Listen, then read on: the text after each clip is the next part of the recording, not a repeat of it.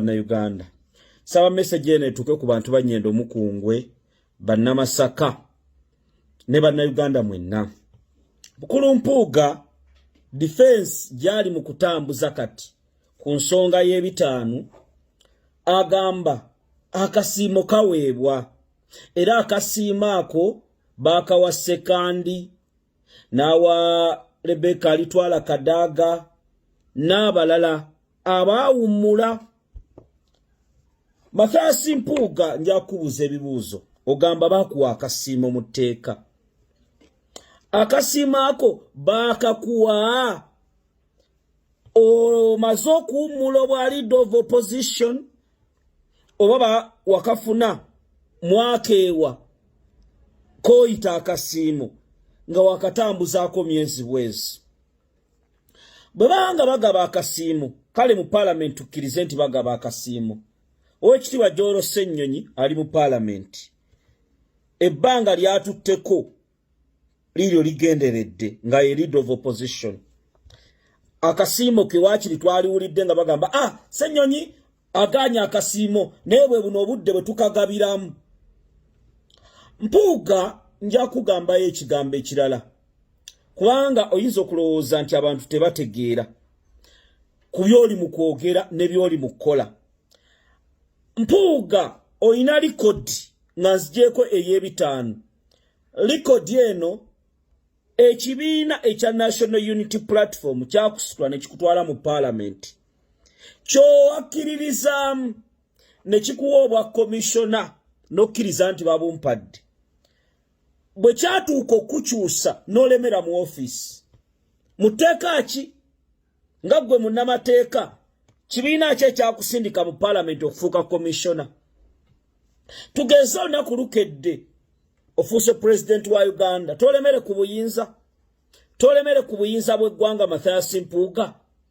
Era omuntu yenna ng'oli mu parliament ng'oli wa NUP ng'ekibiina kyavaayo gwe wennyini ne kikugamba tukukyusizza n'olema oba ovudde ku nnono oba ofuuse n'antagambwako kubanga pate yeekusitula ne kugamba vaayo tufune omuweereza omulala. Kati mu mbeera eno bannansi tulina okwegendereza. Abantu bano tebajja kutuvuga nga bavuga ekidingidi nga bavuga ebipande byabwe. Mubeere soba mubabuuze. Eyo Mpuuga ebyakasiimo byali mu kunnyonnyola bye mumubuuza mumugambe totulimba walya ssente zaffe ez'omuwi w'omusolo. Ssente zizzeeyo. Obudde bukyaliwo okwata $5,000,000 n'ogenda ku Constitutional Square n'ogamba bannayuganda ssente zammwe ziizino. Bannange ssente zinsuza bubi ne weetondera bannansi noza ssente mu kitavu ky'eggwanga. Tetugenda kusaaga. Tetusobola kusaaga Mpuuga. N'abo bonna abantu ababaka parliament Joyce Baagala Babedi Bwanika abalemera mu kifo ng'ekibiina kibakyusizza.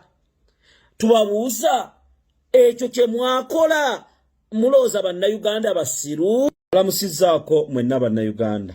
Saba message ene tuke ku bantu banyendo mukungwe bannamasaka ne bannayuganda mwenna. Bukulu Mpuuga defense jali mu kutambuza kati ku nsonga y'ebitaanu agamba akasiimo kaweebwa era akasiimo ako baakawa Sekandi n'awa Rebecca Alitwala Kadaga n'abalala abaawummula. Mathias Mpuuga njakubuuza ebibuuzo ogamba bakuwa akasiimo mu tteeka. Akasiimo ako baakakuwa omaze okuwummula obwa leader of opposition oba wakafuna mwakeewa koyita akasiimo nga wakatambuzaako myezi bwezi. Bwe banga bagaba akasiimo kale mu parliament tukkirize nti bagaba akasiimo. Owekitiibwa Joel Ssennyonyi ali mu parliament. Ebbanga lyatutteko liryo ligenderedde nga ye leader of opposition.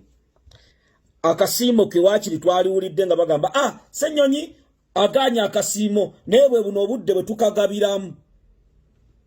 Mpuuga nja kugambayo ekigambo ekirala kubanga oyinza okulowooza nti abantu tebategeera ku byoli mu kwogera ne byoli mu kukola. Mpuuga oyina likodi nga nzigyeko ey'ebitaano. Likodi eno ekibiina ekya National Unity Platform kyakusitula ne kikutwala mu Parliament. Ky'owakkiririzaamu ne kikuwa obwa komishona n'okkiriza nti babumpadde. Bwe kyatuuka okukyusa n'olemera mu ofiisi. Muteeka ki? Nga ggwe munnamateeka kibiina ki ekyakusindika mu Parliament okufuuka komishona? Tugeze olunaku lukedde ofuuse President wa Uganda. Tolemere ku buyinza. Tolemere ku buyinza bw'eggwanga Mathias Mpuuga. Era omuntu yenna ng'oli mu Parliament ng'oli wa NUP ng'ekibiina kyavaayo gwe wennyini ne kikugamba tukukyusizza n'olema oba ovudde ku nnono oba ofuuse n'antagambwako kubanga pate yeekusitula ne kugamba vaayo tufune omuweereza omulala. Kati mu mbeera eno bannansi tulina okwegendereza. Abantu bano tebajja kutuvuga nga bavuga ekidingidi nga bavuga ebipande byabwe. Mubeere soba mubabuuze. Eyo Mpuuga ebyakasiimo byali mu kunnyonnyola bye mumubuuza mumugambe totulimba walya ssente zaffe ez'omuwi w'omusolo. Ssente zizzeeyo. Obudde bukyaliwo okwata miliyoni 5 n'ogenda ku Constitutional Square n'ogamba bannayuganda ssente zammwe ziizino. Bannange ssente zinsuza bubi ne weetondera bannansi noza ssente mu kittavu ky'eggwanga.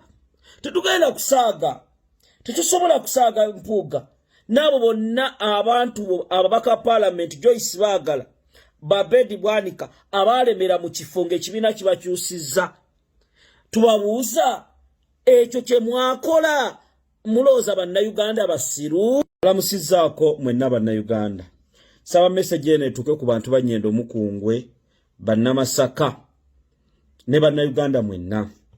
Bukulu Mpuuga defense gyali mu kutambuza kati ku nsonga y'ebitaano agamba akasiimo kaweebwa era akasiimo ako baakawa Sekandi n'awa Rebecca Alitwala Kadaga n'abalala abaawummula. Mathias Mpuuga nja kubuuza ebibuuzo. Ogamba bakuwa akasiimo mu tteeka.